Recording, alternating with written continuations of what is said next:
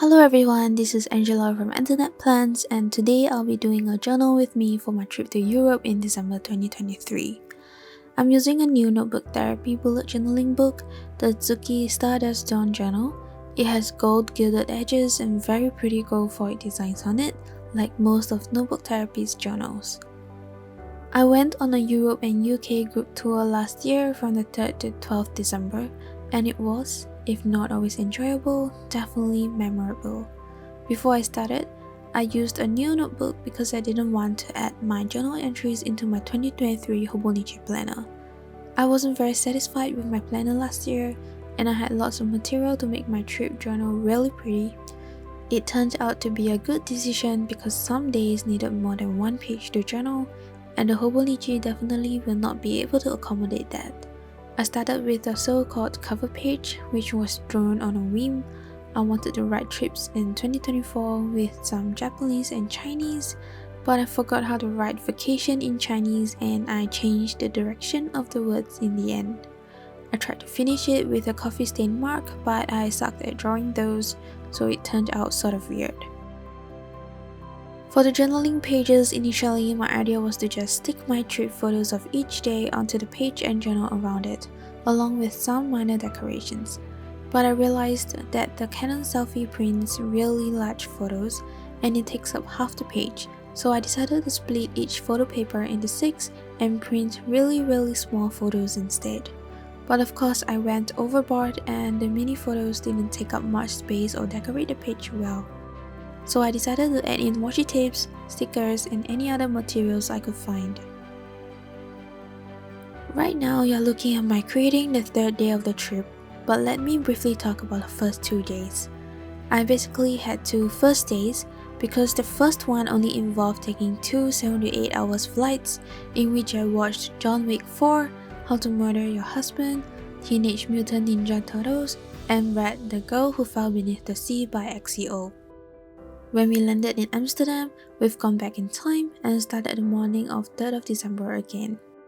So we went straight to Zanskens, which was a quaint little town, where my family and I bought quite a bit of cheese. The second day started early with a trip to Volendam, where we found another great cheese place, so we tried a lot of cheese and bought more. Now the 3rd day took 2 whole pages. We were driven all the way to Paris from Amsterdam, took photos of many landmarks along the way, like the Church of Our Lady of Laeken, the Rue des Butchers, the Arc de Triomphe, and the Grand Place of Brussels. We were brought to a particular chocolate store within the street, but my sister and brother-in-law agreed with me that it wasn't as interesting as the other stores we walked past on the way there, and we decided to fall back from the group for a little while. In that time, we managed to try a couple of different chocolate flavors and bought some mini chocolate bars as souvenirs. On to day 4, we're now in Paris. We were down 2 members of the tour group as they were hospitalized the day before, but we went on anyway. We first experienced a bus tour around Paris, driving past the Louvre without the chance to walk inside, but we did stop at the Eiffel Tower for photo taking. We also went to a perfumery Fragonard where they showed us their perfume making history and process and showed us their best-selling perfumes. My mom and aunt bought quite a few bottles. We then went to a Cantonese restaurant for lunch, which agreed with the palate of most people in the group because the Western food we've had just couldn't compare to familiar Asian food. We needed a break. After that, we headed to the Lafayette shopping malls, which included 4 huge buildings. We only went into one of them because our legs would never agree to more walking. My sister, brother-in-law, mom, and I bought a small-sized luggage each to load our shopping into when we go home. It's only day 4 and we have already anticipated overloading our suitcases. After the shopping malls, we went for dinner at a Vietnam restaurant but had a huge shock when we got back to the bus. Our driver had fainted against the bus's steering wheel. Day 5. The day started with our tour guide's announcement that our driver had passed away. I took a moment to compose myself while we were on the way to the Versailles Palace.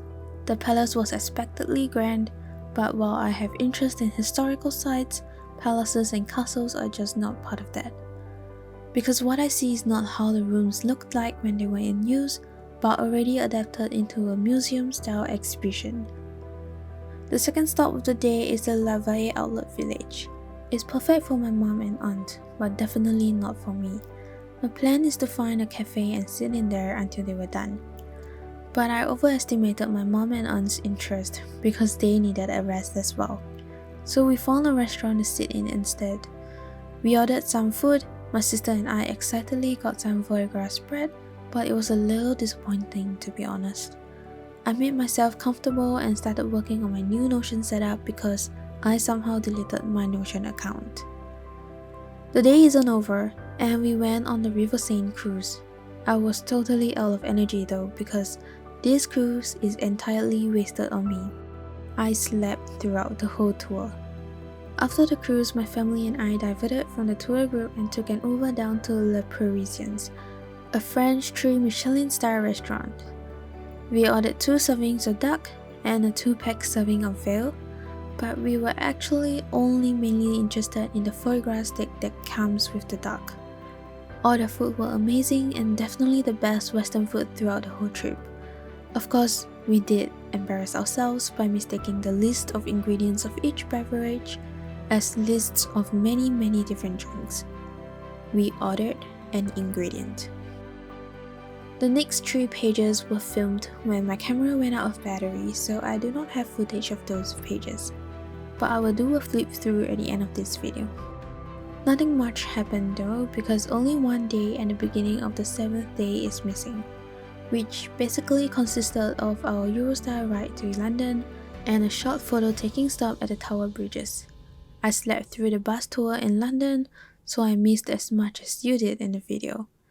Day 7 started with a trip to the Warner Brothers Harry Potter studio tour.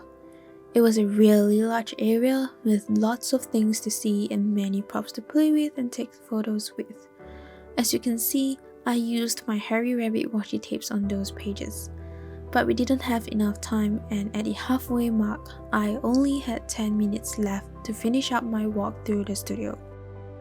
We then went to Chinatown. I must mention that 1 in a Million's washi tapes here looked amazing and on theme, but I have to complain about one thing. I had too little time in the Harry Potter studios and too much time in Chinatown. My mom got sick on day 8, a day I was quite excited about because we are going to Stonehenge. Mom decided to sit out on the tour and Dad stayed with her. Just as well because it was raining so heavily walking was difficult, our umbrellas turned over every 2 minutes.